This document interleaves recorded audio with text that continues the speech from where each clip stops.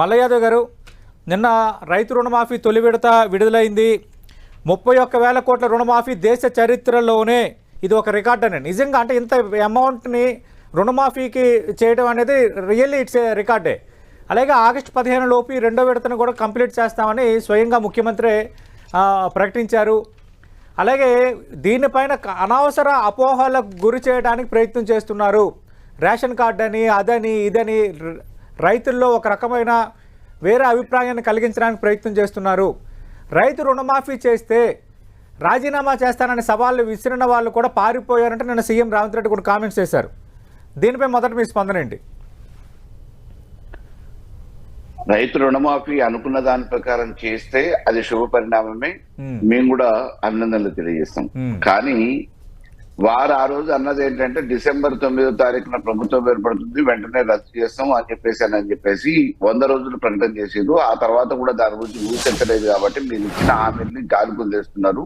ఆ రోజు అధికారంలోకి రావడానికి మాత్రమే మాట్లాడేది అని చెప్పేసి అనేక సందర్భాలలో ప్రతిపక్ష నాయకుడిగా హరీష్ రావు గారు కానీ ఇతర నాయకులు కానీ మాట్లాడిన మాట వస్తుంది. కానీ ఈ రోజు ఇప్పటి వరకు మామూలుగా వారు ఇచ్చిన గ్యారంటీలలోనే 6 గ్యారంటీలు ఏదైతే డిసెంబర్ 9నే మేము అమలు చేస్తాం, 100 రోజులలో అమలు చేస్తామన్న హామీలు ఏవైతే ఉన్నాయో ఆ హామీలు ఇంకా అన్నిటిని గాలికి వదిలేసి ఒక రుణమాఫీ చేసిరు. నిన్నటి నుంచి మొదలైంది శుభపరిణామం. కానీ దీనికి సంబంధించి ఎటువంటి నియమ నిబంధనలు పెడతారు, ఎంతమంది రైతులకు వేస్తారు అనేది రేపెల్లుండి నుంచి మొదలవుతుంది. ఇవాళ మామూలుగా నిన్న అకౌంట్లోకి వేసినాము, ఇంతమంది రైతులకు వేసినాము, ఇన్ని వేల కోట్లు వేసినామని చెప్పేసి ఒక్కొక్కళ్ళు అంటే ఒకళ్ళకొకళ్ళకు పొంతం లేని ప్రకటనలు కూడా చేశారు. నిన్న బట్టి గారు మాట్లాడుతూ ఒక సందర్భంలో 6,000 కోట్లు అంటారు, తుమ్మల నాగేశ్వరరావు గారు మాట్లాడుతూ 31,000 కోట్లు అంటారు, ముఖ్యమంత్రి గారు మాట్లాడుతూ ఇంకో రకమైన ఫిగర్ ఇస్తారు. ఈ రకంగా ఒకళ్ళకొకళ్ళకు పొంతం లేని ప్రకటనలతోని మరి మామూలుగా మభ్యపెట్టే ప్రయత్నం కూడా జరుగుతూ ఉంది. ఎంతమంది రైతులు బెనిఫిట్ అవుతారు, ఎంతమంది రైతులు రుణమాఫీ అవుతుంది అనేది ఈ రోజు నుంచి మొదలై బ్యాంకర్ల ద్వారా నుంచి స్పష్టమైన ప్రకటన వస్తుంది. కాబట్టి దాని ప్రకారం ఎటువంటి నియమ నిబంధనలతోని దీన్ని షరతులు పెట్టి లేకపోతే ఏదో రకంగా తొలగించానని. ఇప్పుడు రైతు రుణమాఫీ ఎంత ముఖ్యమో రైతు బంధు కూడా అంతే ముఖ్యం కదా. పోయిన కారుకి వేయలేదు, కొంతమందికి వేసేసి మేము అందరికి వేసినామని అన్నారు. 5 ఎకరాల వరకు వేసినామని చెప్పారు. 3 ఎకరాల వరకు మాత్రమే వచ్చింది. 5 ఎకరాల వరకు వేసినామని చెప్పేసి ప్రకటించారు.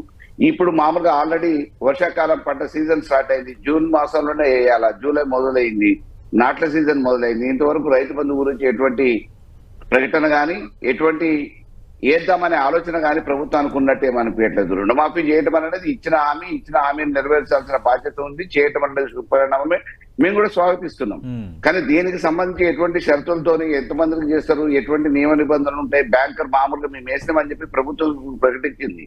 కానీ బ్యాంకర్ మామూలుగా ఏ రకంగా మీకు ఈ కండిషన్లు ఉండాలి, ఈ కండిషన్లు ఉండాలనేది ఎప్పటి నుంచి చెప్పడం మొదలు పెడుతుంది. ఇక ఈ రోజు నుంచి రేపటి నుంచి చెప్పడం మొదలవుతుంది. దాని ప్రకారం ఎంతమందికి రైతులకు వర్తిస్తుంది, ఏంది, ఎంతమంది రైతుల రుణమాఫీ అయింది అని అనేది 1 by 1 కేటగిరికల్ గా ఇప్పటి నుంచి తెలుస్తుంది. కాబట్టి తప్పకుండా చేయాలని మేము కోరుకుంటున్నాం. చేస్తే మంచి పరిణామం. ఎందుకంటే మీరు మాట ఇచ్చారు, మాట మీద నిలబడాల్సిన బాధ్యత కూడా మీ మీద ఉంది. కాబట్టి అందులో రైతులకి చేయాల్సిన బాధ్యత ఉంది. కాబట్టి చేస్తే మంచి పరిణామం. మేము కూడా చేయాలని కోరుకుంటున్నాం. కానీ మీరు చేయనప్పుడు మేము అడగటం ప్రతిపక్ష నాయకులుగా ప్రతిపక్ష పార్టీకి మా బాధ్యత కాబట్టి మేము అడుగుతుంటాం. రైట్. చరణ్ కౌశిక్ గారి స్పందన మీరు చూశారు. అంటే మేము ఈ లెక్కలపై పొంతనలేని లెక్కలు చెప్తున్నారు. ఒకరు 31,000 అంటున్నారు, ఒకరు 6,800 అంటున్నారు, మరొకరేమో 6,100 అంటున్నారు. దానిపై చరణ్ కౌశిక్ గారు వివరణ ఇచ్చారు. అంటే 1,00,000 లోపు ఎవరైతే రుణమాఫీ చేయాల్సి ఉందో వాళ్ళది 6,800 కోట్లు నిన్న అయింది. అలాగే మరో 3 కేటగిరీలు 1,00,000 నుంచి 1,50,000, 1,50,000 నుంచి 2 లక్షలు, మళ్ళీ 2 లక్షలు, ఇవన్నీ కలిపి 31,000 కోట్లు ఆగస్టు 15 లోపు ఖచ్చితంగా చేస్తాము. మేము రాజీనామా చేయాలని హరీష్ రావు గాని బీఆర్ఎస్ నేతలు కోరుకోవట్లేదు. ఏమంటున్నాం అంటే సతీష్ గారు, మీరు చేయొద్దు అనట్లే. రుణగ్రహీతలు ఇప్పటి వరకు మామూలుగా మీరు చెప్పిన డిసెంబరు నుంచి 2018 నుంచి మొదలు పెట్టుకొని 2023 వరకు రుణగ్రహీతలు ఎవరైతే ఈ రాష్ట్రంలో తెలంగాణలో బ్యాంకర్ల ద్వారా తీసుకున్న వాళ్ళు ఎవరైతే ఉన్నారో వాళ్ళ లిస్ట్ ఒకటి అనౌన్స్ చేయండి.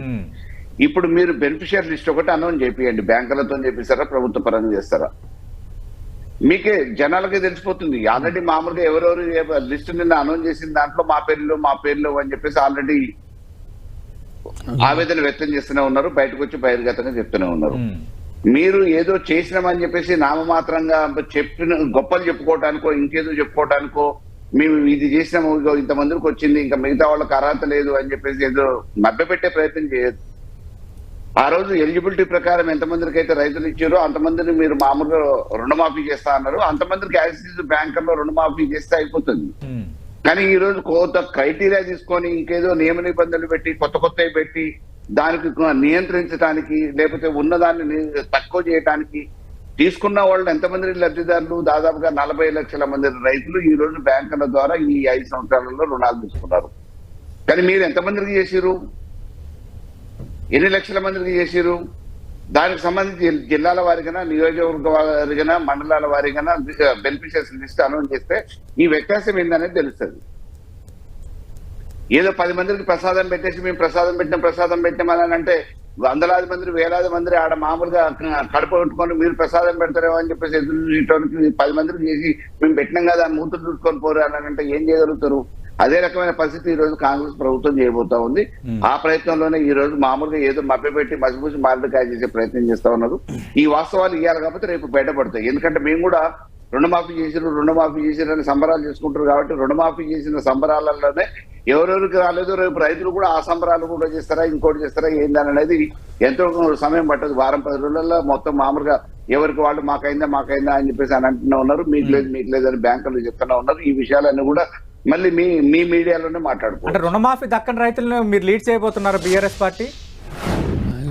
ఎవరు లీడ్ చేసినా పర్లేదు, ఎవరికి వాళ్ళు స్వతంత్రంగా బయటకు వచ్చి బహిరంగంగానే చెప్పుకుంటున్నారు. నాకు అన్ని రకాల అర్హత ఉండి 5 ఎకరాల లోపు ఉండి మామూలుగా ఉన్న పాస్బుక్లు పెట్టి తెచ్చుకుంటే మాదెందుకు పేర్లు లేవు లిస్టులలో అని చెప్పేసి బ్యాంకులతో తగుపడుతూనే ఉన్నారు. ఆండ నాయకుల దగ్గర ప్రదర్శనలు చేస్తూనే ఉన్నారు. ఆ సందర్భంగా మామూలుగా మేమెవరో లీడ్ చేసి ప్రత్యేకంగా చెప్పాల్సిన పర్లేదు. రైతులందరూ ముక్తకంఠంతో రేపు రోడ్ల మీదకి వస్తారు, బ్యాంకుల దగ్గర. చరణ్ కౌశిక్ గారు నియోజకవర్గం కేస్ స్టడీని వివరాలతో సహా చెప్పారు. దాదాపు 76 కోట్లు వేసాము, 1,00,000 లోపు ఉన్న వాళ్ళు దాదాపు 16,000 మంది రైతులకి. ఇంక ఇందులో దాపరికం ఏముంది, అర్హత లేని వాళ్ళకి ఇవ్వకపోవడం ఏముందని అడుగుతున్నారు చరణ్ గారు. అదేమాట చరణ్ గారు, మొత్తం బెనిఫిషియర్స్ కూడా 16,000 మంది అనేది ఒకటి చెప్పాలి. ఎన్ని వేల మంది లోన్ తీసుకున్న వాళ్ళు ఉన్నారు బ్యాంకర్స్ నుంచి. నిన్నటి వరకు అయితే 1,00,000 లోపు తీసుకున్న వాళ్ళు 16,000 మంది, అంటే నిన్న 1,00,000 లోపు తీసుకున్న వాళ్ళకి నిన్న వేశారు. ఇంకా 3 కేటగిరీలు ఉన్నాయి. ఇంకా నేను 1,00,000 లోపు గురించే మాట్లాడుతున్నా. ఓకే, 1,00,000 లోపు గురించే మాట్లాడుతున్నా. 1,00,000 లోపు తీసుకున్న వాళ్ళు మీ లెక్క ప్రకారం 16,000 మందిరే ఉన్నారా? దానికి మీరు బైండ్ అయితే నేను కూడా మామూలుగా డేటా తెప్పించేసి మీకు ఇచ్చేస్తాను. చరణ్ గారు బైండ్ అవుతారు మరి. సార్ మీరు